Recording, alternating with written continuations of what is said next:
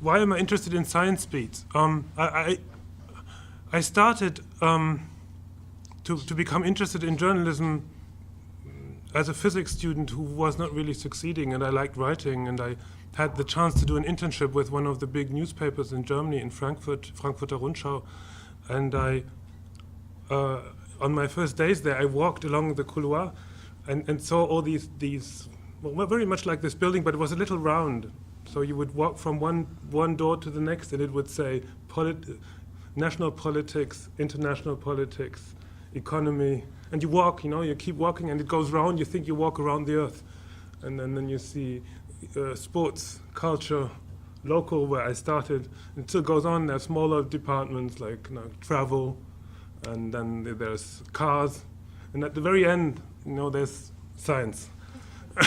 And you think, my goodness, the whole world, is condensed in this building, and I'm part of this. It's how does this work? How does this work?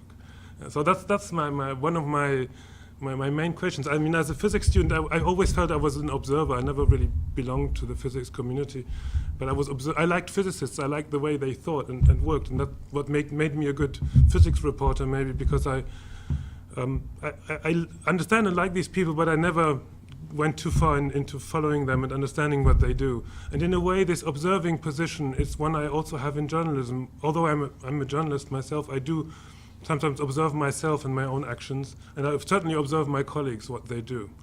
And then you, being a journalist that has some experience, you look at the literature in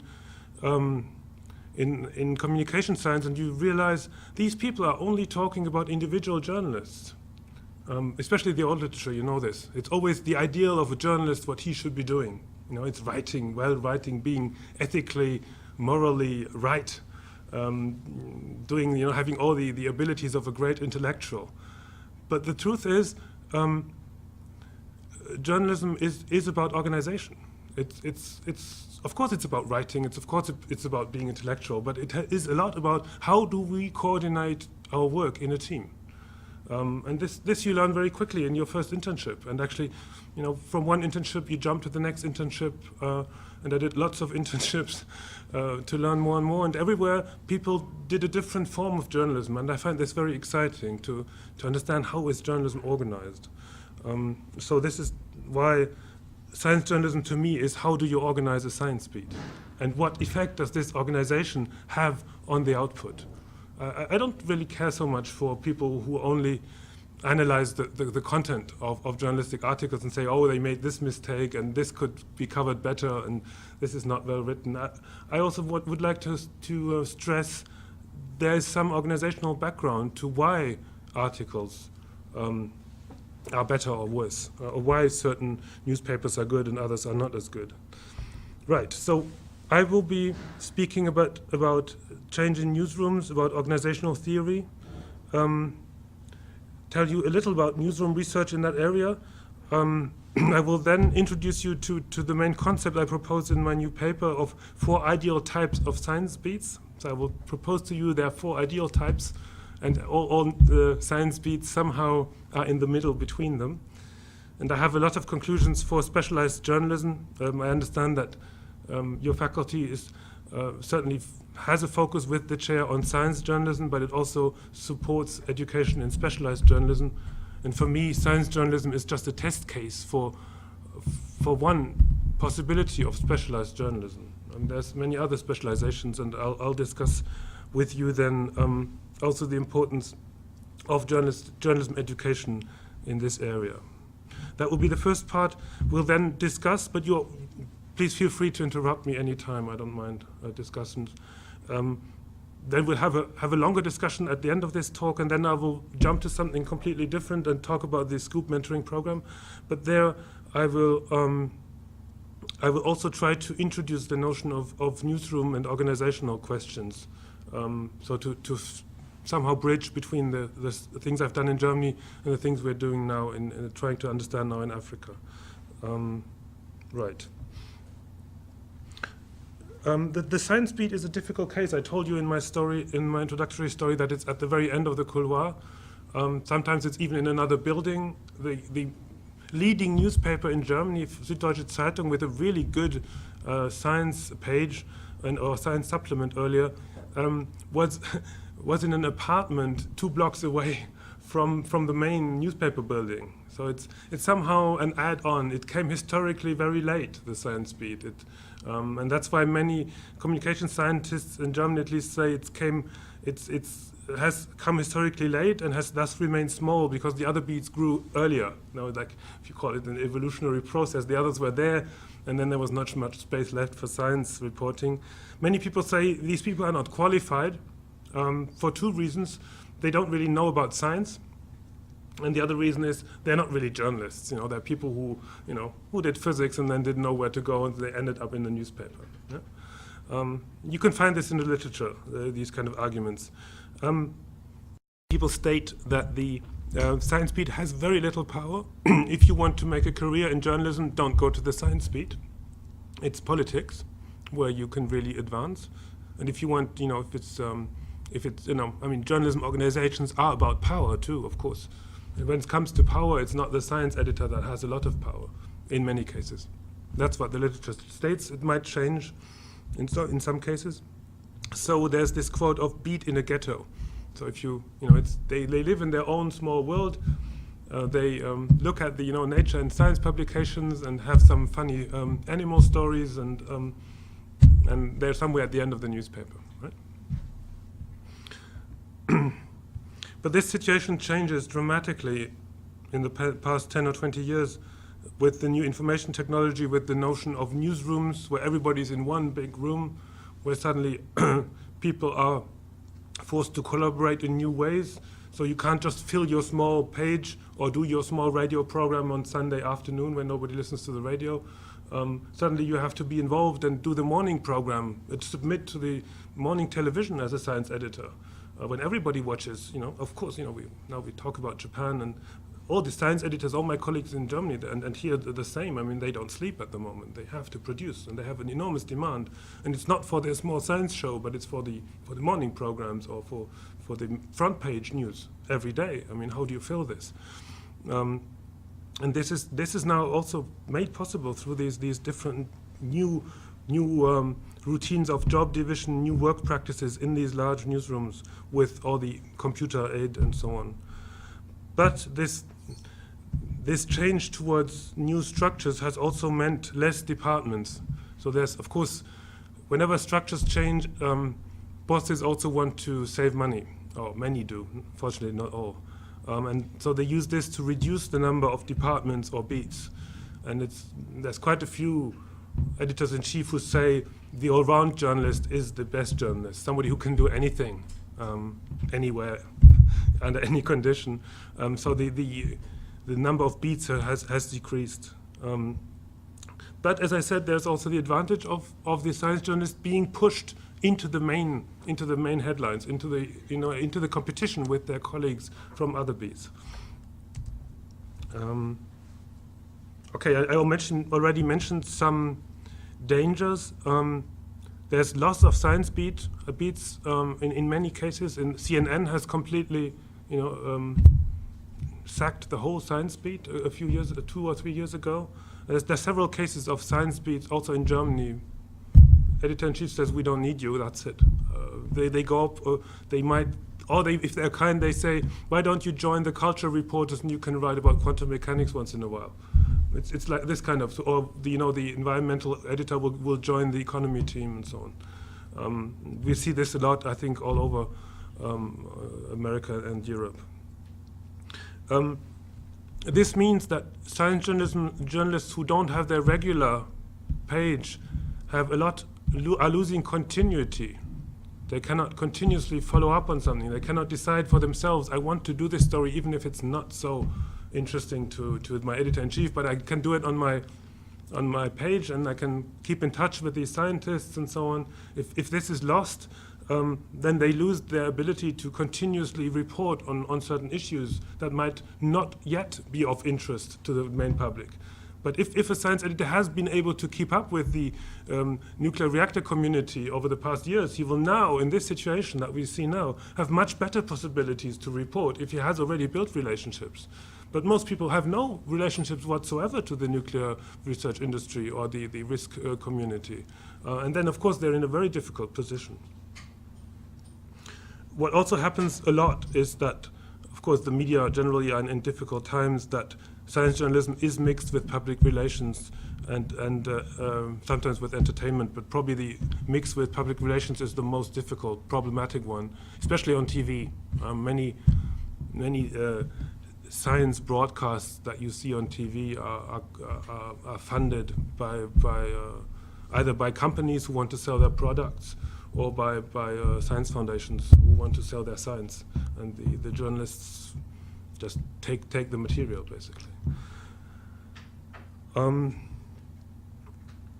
So there is this sense, the question, there are many people who speak about a crisis in science journalism over the past 3-4 years. There's been several articles on this in Nature. Communication scientists have actually studied it.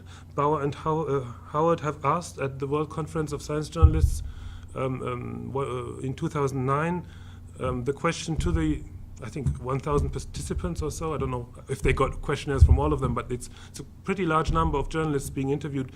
Do you feel there's a crisis? And 1/3 of them said, yes, we feel there's a crisis in science journalism. So it's not the majority, but it's a large portion.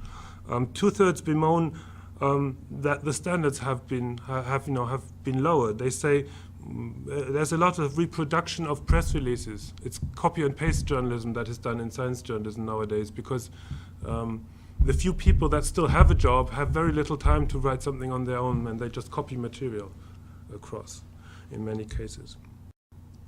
Actually, the picture I'm showing you here is the German news agency, Deutsche Presseagentur. It's their newsroom, and where I've put the red arrow is where the science editors sit. So at the very other end. So you see in the front is the desk of the guy, it's called the desk. It's these really powerful people who decide which news are, it's the true gatekeepers in the old sense of the word, who control which news are going out to Germany. And the science editors are at the very other end of the newsroom. But they're there. I mean, after all, they're in the room, and actually I observed with them for a day. I sat with them and looked how they worked. And they're actually quite influential in that newsroom for various reasons, because they're asked a lot for advice. They co-author many news agents bulletins in Germany, so they're quite important. But the question is, will they always be there? Will there always be a need for science reporters in the news agencies? Most other news agencies don't have science journalists, but they just have regional. They have a regional organization of their work. So in every region of Germany or in every region of the world, they have reporters, and when there's science, they cover it. But the question is, if in Japan a catastrophe happens, of course the reporter in Tokyo will report, but will he be assisted by a science journalist at home who has the contacts to the experts? And will this be put together in a way that makes sense, or will it not? For me, if it is a crisis in science journalism, it is a general crisis in journalism. Because if I talk to you about science journalism, it's because what I do, but I do care for other specialized reportings. I think it's important to have experts who can tell me about, things happening in culture, in art, in music. And I think it's important to have, good sports reporting, of course. So I think, people who can explain the financial crisis to me, because they have been, following this up and are close to the experts. This is what I think this is what makes the difference between journalists and people who just copy stuff on the internet, who just blog whatever that comes to their mind. I mean, we need people who understand and do in-depth analysis of the situation. Otherwise, we have no chance of doing professional work. Okay, so this has been my general appeal. So how do we deal with this as scientists now, trying to analyze how are newsrooms changing? I found it very useful to look into organizational theory. You in communication science, you're often taught sociology. Sociology is the theory, and it provides also, social science, the methods for analyzing communications. Some of it is too complicated for me, being a journalist, so I thought maybe it's worthwhile looking at the other social science, which is economy. And they're very clever people in business studies. And there's this whole world of organizational theory to be discovered in journalism studies, I think, or in communication science in general. There's this really clever author called Henry Mintzberg, who's a Canadian, who should be read by communication scientists, if you ask me. He did this really great analysis of how can you organize a company, and how does a company grow, and how can it change. So I borrowed from him. I looked at his way of looking. He developed these ideal types of organizations. So I don't want to go into the details. I think you'd rather read about it, but I'll just sketch it out so you understand why I think it's important. He says there are some organizations that are like some companies that work. He calls them machine bureaucracies, because they're very strictly organized, and they have very similar products. So it's like soap factories. And then there's so it's very standardized. So the product is standardized, the processes are very standardized. It's very strict control from above. And on the contrary, you have these professional bureaucracies, where it's not the product that's the same, but you have these professionals with academic background doing very individual products. One example for this are universities. You will not be able to run a university like you can run a soap factory. You have these very powerful professionals called scientists, lecturers, professors, who have a lot of power in this, and who will not let anybody on top tell them what they have to do. And in a way, the old form of newspaper or broadcasting organization is also like this. A strong journalist community, of editor community, will not let the editor-in-chief tell them too much what to do. But this is changing. This is why actually I put here on the slide, there's Greenwood Hinnings, who suggests the managed professional business as an ideal type, where actually you have employed academics, but you still have very strict governance and very business-oriented management. These are the MBA people who still control the academics. And then maybe the last form I would like to introduce here is the adhocracy, which is creative teams. It's something I enjoy being in. It's people from different backgrounds working together, coming up with innovations, having a lot of liberty to do things, not being under constant pressure of producing, lectures all the time, or producing soap all the time, but they have to come up with new stuff, and they're given freedom to explore. It's creativity labs, these autocracies. Many startup companies work like this in the beginning. And this can be used, of course, to understand how journalism is organized. Of course, you have these creative teams of journalists who do crazy things on the internet or anywhere else, on the radio. Some friends come together and come up with a new format. And of course, professional bureaucracy, you will see this in any public broadcasting organization where most people are almost work like real bureaucrats with their pension funds fixed, and they all belong to certain unions and so on. Right. What is interesting, this organizational theory, which is very much practice-oriented, can be linked to what we know from communication science, to words like typification, framing of stories, angles of news.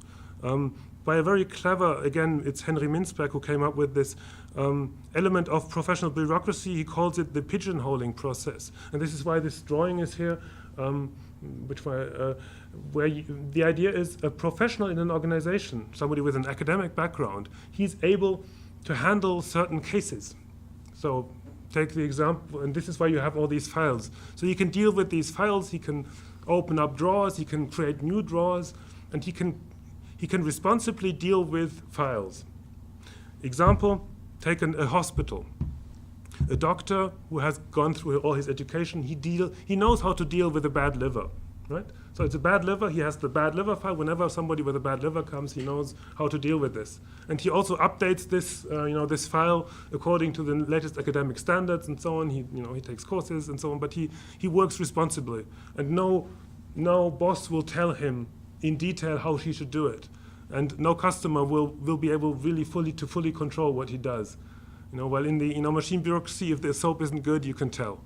If the treatment is good, it's more difficult.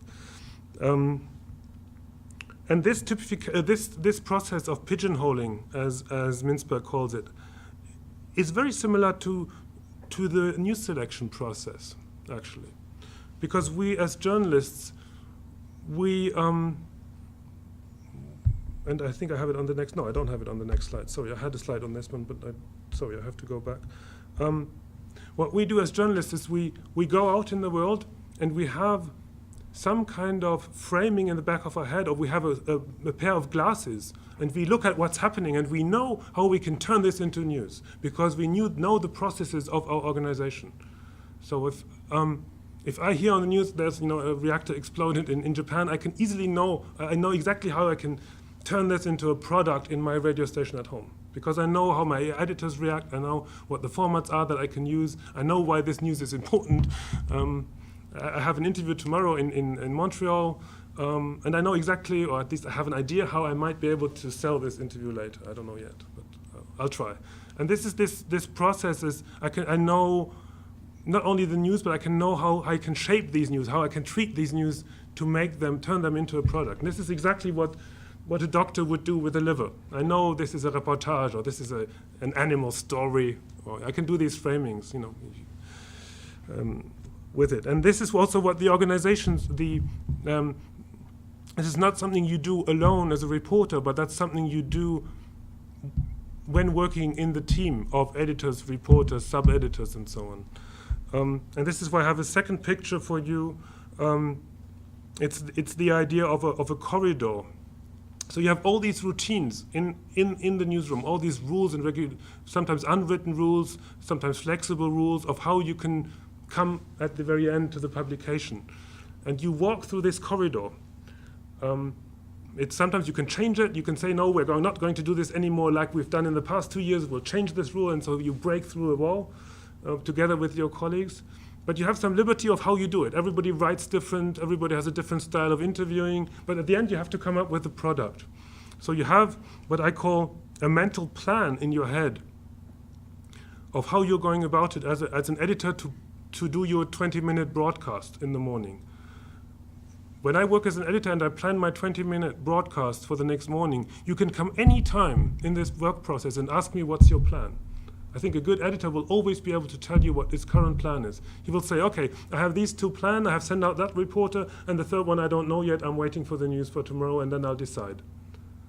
Okay, and it says, I want a certain mix, I want something live, I want something pre-produced, I want something lively for the end so people will like it, and I need a strong opener. There's always this plan that becomes more and more concrete while you run through this corridor. Yeah? Including human resources in your plan. Yeah. I mean, and it's not me as an individual, but it's the team. There's constant communication in the newsroom between 2 or 3 or 4 people discussing how they will fill these boxes or how they will organize this process. Yes, I mean, the people are, of course, involved in this organizational exercise. All I'm trying to say, well, sometimes I only speak about me, but I do mean it's a team effort to do this. And it's not a one fixed way of soap production, but it's a partly creative, partly based on professional knowledge process that has to be dealt with in teams. And this is why I want to define professional science journalism as related to organizations. Professional science journalism uses and develops specific routines in a journalistic organization that allow for a regular observation of science and the reporting on topics related to science. So the stress here is on develop specific routines in a journalistic organization. And of course, if this is done regularly, you will end up with a science beat. This is why I call it the most important structural representation of professional science journalism. So it's not a university professor who once in a while writes a commentary for a newspaper. That's not professional science journalism. Professional science journalism is people who do this either for or with organizations on a regular basis. And that's what makes it professional. But I want to stress, again, I'm not only talking about science journalism. I do hope somebody will pick up on it for his master's thesis or so. You can do the same thing for finance journalism, professional cultural journalism, professional sports journalism. You can say professional sports journalism uses and develops specific routines in journalistic organizations that allow for a regular observation of sports events. Very much the same thing, right? And I would say that all this somehow helps us towards producing journalistic quality. Because it's not just any repeating of what's there already, but it's the regular observation by a journalist who knows it's his professional craft and knows his organization that leads to something other people can't do. If you analyze a blog, someone who does a blog with this model. Mm-hmm. Yeah, it's not journalism. Journalism starts with two sources, of course. Blogs, a scientist who blogs is not a journalist, although he thinks he's a journalist. It's not. And could you do an analysis with what you've come up there?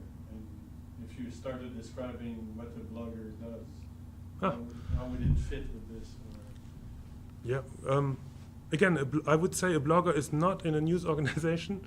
He's not doing it regularly, professionally in that sense. But there's other. I think that. But there's maybe that's not the strongest part of this approach. I think against the blogger, you can always say he doesn't do research. First of all, before we talk about how his work is organized, he doesn't have sources. He doesn't double check and all these. But these are professional routines that are part of my path through this corridor, which he doesn't apply. He just writes. Journalism is much more than writing. Okay, and. There's a small history of newsroom research, not only in Germany, in many countries, of people who've actually decided to not only write about journalism or complain about journalism, but to actually go there and look at it. Very much like an intern or like an anthropologist, just to go and see what do they do. I just witness, I observe for a while and see what happens. And there are a few people who've done this actually in science journalism. I've put them here just to give you an idea. I will not describe these individual newsrooms for you because it's not of interest to you to know how the press agencies and the regional and national newspapers in Germany equip their science beats. But I do want to say that I've looked at a number of them, and I've also looked at the papers others have written, and I've now come up with some ideal types that I'll introduce in a minute. I do want to give you a rough idea of how I worked, just in case somebody comes up with the idea of doing something better than this. I found analyzing time structures very, very useful. So I did analyze how topics went through the newsrooms and how topics were shaped and changed in this process. But I also did a very stupid exercise of putting down every single action of an editor throughout the whole day. So I just sat there and wrote down telephone call to his colleague, I wrote down checking through his post, having a sandwich, discussing with the intern, and so on. And after that, when doing this, you find out half of the time on German public radio, the editors are in communication. They don't write, they communicate. They shape topics. They discuss with their colleagues what they're going to do next. And this is where it's getting interesting. We need to understand these 50% of the editor's work if we want to understand journalism. I won't go into the details. It's enough to say that it's a lot that people communicate. I have to admit that there are the people who really write are the freelancers also. And I didn't observe the freelancers. The editors are the ones who go to the conferences, who hold the responsibility, but who also check through a lot of sources and discuss a lot on how the framing of the stories can be done. And just one other example of a result I found is the difference between science journalists that have an own daily science program and science journalists that have no own daily science program, and their communication structures. So what you see here on top, the dark blue, is reporters. They discuss a lot with reporters of their own beat, their direct colleagues over the table or next door. They of course, discuss with the editors and presenters of their own beat. But what's interesting is the green columns here. Those science journalists with own daily science programs, they hardly ever or very rarely communicate with colleagues from other beats. But those who have no own program, they have to still sell their stuff to Page One or to the morning show or to the evening special programs. So they communicate most of their time, of course, with people from other beats.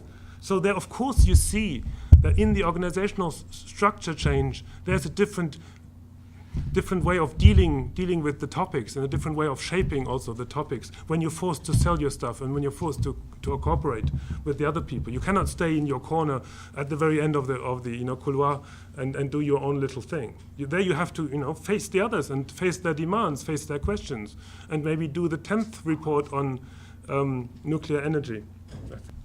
Okay, so after looking at everything that has been published so far, which is not so much, on Science Beats, I now come up with 4 different ideal types, as I call them, for Science Beats, and I'm really looking forward to your feedback. Maybe at the end of the session you'll have a 5th ideal type for me.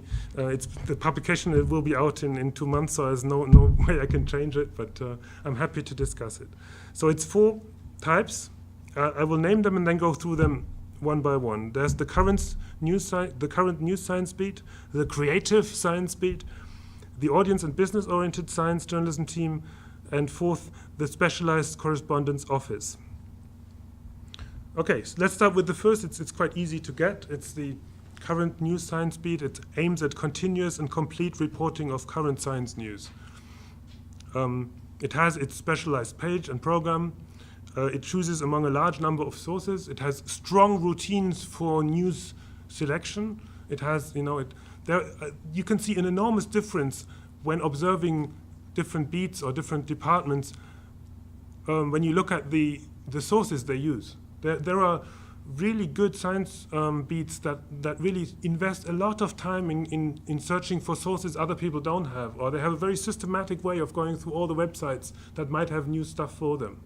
And others just take whatever comes around the corner suddenly because some freelancer offers it, or because it's offered by the press agencies, obviously. And others are really, they actually have one person doing nothing else the whole day, but looking through what is new. Well, where are maybe new sources that we could use in the future? So this ideal current news science beat is very strong here.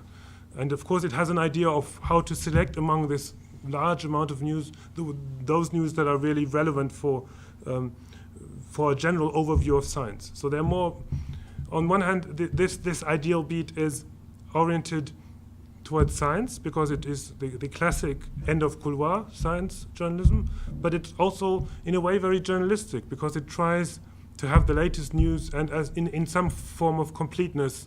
Well, journalism will never be complete, but there'll always be a definition of which stories should be there. And it has a very effective way of processing all these news. So in German public radio we have a program where every contribution has to be 4 minutes, so it can be quickly exchanged. So all contributions are 4 minutes. So if something new happens, they kick out 3 and they put 3 new in. So there's no discussion. There's no waste of time of whether they should shorten it by 2 minutes or whether they should add something new. It's really fast. They can just add it up. And of course, the news agencies have, as you know, very fixed lengths for their stories and very clear processes of how they are cross-checked, how they are sub-edited, and so on. So they're very effective at news production. And you rely, if you know, maybe the New York Times also. Well, maybe that's not a good example, but I'll come with one in a minute. From the Anglophone world, where take New Scientist. You know the New Scientist magazine? Every week, if you read the New Scientist, you can be sure that you have every story there is in science. Anything that is of importance to a general interested reader and to the science community, it's in there. And you can rely on this, and this is why people buy this magazine. But if you look at the New Scientist, at least the news sections, they always have the same style of writing. It's a really good style, but it's not very creative in the sense that they don't develop new formats all the time. They have good feature stories, but it's a fixed format. They don't come up with something crazy like Wired all the time. Okay, my second ideal type is the contrary. It's the if you will, the creative science beat. It's more like Wired. It's these crazy people who work in this structure of autocracy, who have some liberty, who maybe only produce once a week or once a month a product. You know, these weekly newspapers that they are sometimes their science sections are much stronger because they have the whole week to decide what they want to do. And when they cover, you know, the explosion in Japan, they really have the important facts for you, and maybe they have, you know, taken more time to think about what is really relevant and what is just news garbage. But these beats don't care to omit certain news.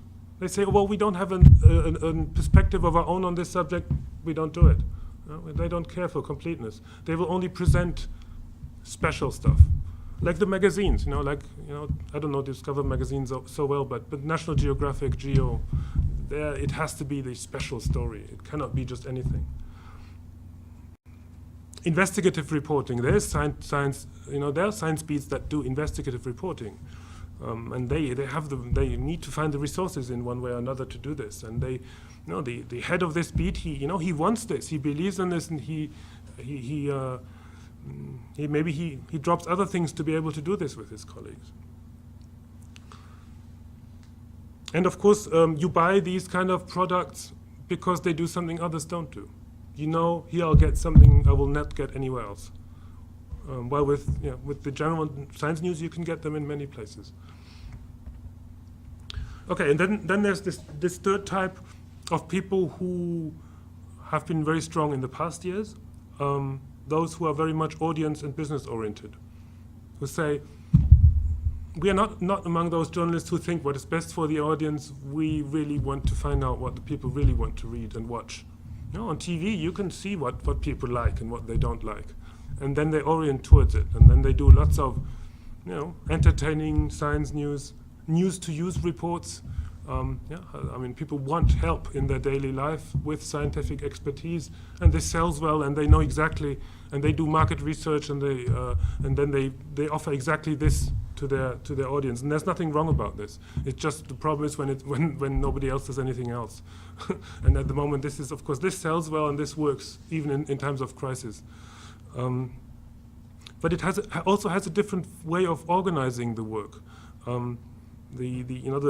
The whole organizational structure of a beat or a general organization like this is about efficiency. It's about job division and clearly defined roles. It's also about interesting stories. You know many a lot of magazines that don't call themselves science magazines, but that cover science. They just look for the interesting stuff. It doesn't always have to be recent science news. You can discuss the mother-child relationship from a scientific point of view anytime. You don't need a new study to talk about this. And there are lots of stories of why children don't like broccoli and so on. You can do this every year. Every summer you can talk about sunburn. Okay. Okay. Yeah. Oh, maybe after I'm gone through these four, you can discuss the four types. I'm sure you can find them in the Canadian media. Okay, and then the fourth is the one I like best because it's new. It's the Specialized Correspondence Office. It's something I have observed in one case on the radio. There was this environmental beat that suddenly had no environmental show anymore. Suddenly there was a reform on German public radio. They decided we don't need environmental magazines. Nobody listens to this. And suddenly there were 3 people who didn't know what to do. But these are really, really good journalists who met the standards of the political reporters very quickly. They were very, very talented, very good radio journalists. And they just said, okay, there's a correspondent in Moscow, there's a correspondent in Nairobi. We are the correspondents for environmental politics. And we will do something other people can't do, and fast, and a lot. So when it comes down to it, and I observed them when Germany was in a big crisis on mad cow's disease, they produced 50 reports a day, the 3 of them, in a very, very efficient manner. They did lots of different formats for all the 5 different radio channels they were supposed to work for. Very flexible, very, very professional journalistically. These people exist also in the large newspapers. you always think that the newspaper editor, science editors, they only write for the weekly page. But most of them today, they contribute to all beats. They work together with the economy beat, and they work together for the first pages and for the children's page sometimes, and so on. I think you can, if you would make a study now with the catastrophe in Japan, you can tell the difference between the modern newspapers that build teams on this, and you can see they cover the first pages of the newspaper with all kinds of angles, and the others treating Japan politics, treating Japan economy, treating Japan science once a week, which is not the way to do it today. There's so much redundancy and so many things I don't care for in this type of making, because you miss out the important notions in between science and society and economy and politics. This is where the real stories begin. And it doesn't always have to be these big science catastrophes or stories. Sometimes it's the small stories where the interesting parts are in between the beats. And this is why I like the Specialized Correspondence Office, because they are forced to cooperate with other reporters. In one of the German weekly intellectual magazines in Germany, they had for quite a long time, they called it Workshop Reform. That was under Helmut Kohl, who was in power for I think almost 20 years. And before the wall came down, we thought nothing will ever change in Germany. And they had this team of 3 people from different beats who always asked other people to come in and work with them for a while to come up with new solutions for Germany. And so they made this interdisciplinary journalistic research effort to find innovation for our country. So this can come from a technological point of view, it can come from a democratic point of view, some kind of or philosophical way of looking at innovation and news. This is where the stories come that nobody else does, from the Specialized Correspondence Office. So it's those two things. It's these new innovations, new stories that they do, but it's also the quick reporting on for the demand of all the different parts of the news outlet. Do you have examples outside of Germany? Of people, well, what I want to, well, generally it's a mix. Ideal type means it never exists or doesn't exist so in its purest form. But you have many current science news. Well, I can jump to the next slide so you can see them all. You certainly find people or teams who do current news, science news once a day on their page and contribute to other parts of the newspaper. I mean, this you will find in many places. I'm sure The Guardian and many news outlets do this. I mean, in television they have, of course, their science reportage once a week, but they are certainly today forced to cooperate elsewhere. Otherwise, they'll lose their jobs if they don't prove to the others they're useful. It's many science journalists who've lost their jobs recently. It's because they weren't willing to cooperate, and they could not prove to their editors in chief that they were useful. But it's tough. I mean, the people who are forced to work as specialized correspondents, as I call them, they don't have much power. They don't have formal power. They're not head of departments. They don't control a show or a program or a page. So they always have to be friendly to the others and say why the scientific perspective on things is important. Okay. So I think that's almost it for my first part. I have some conclusions. If journalism is to have a future, it needs professional and specialized journalists who can survive in the changing newsroom environments. The basis for specialized journalism, and I've made the point that it's important, must be excellent proficiency in general journalism. So don't get me wrong, I don't want people with PhDs in physics necessarily to become journalists. Of course they can become brilliant journalists, but what is most important is that, especially with these new demands coming to the specialized reporters, it's that they need to be as good as the other journalists. They cannot hide in their corner and write 3 times as long as the others.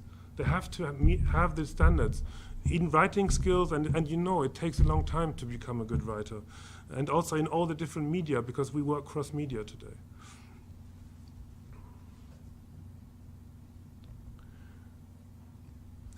Important for you if you ever think about writing about this or doing a study. Every newsroom and every beat is different. there's a lot of ways of how it can be organized, and there's not always right or wrong. You can compare. It's good to do comparing studies of how people solve certain problems, but you cannot say this is how it should be done, because every organization has its own culture, its own history, and its own qualities, and this has to be taken into account. Journalistic specialization means the ability to continuously follow certain topics and conduct in-depth research. So with all this fancy about whatever they tell you about Web 2.0 and whatever they tell you about doing TV, radio, and online at the same time, for me what counts is the ability to do in-depth research and to know certain topics, to follow up on topics for a bit more than just a day. And not all newsrooms today allow for this, of course. Specialized journalists today need to be able to model and transform their content for different formats, media, and audiences. Of course, this is important in a second step. Organizational structures for science journalism need to be established in the long run in the media houses. This is what came out directly of my observations. Those newsrooms who had established, those science beats, who had established working structures, who had the flexibility, who had the contacts, who had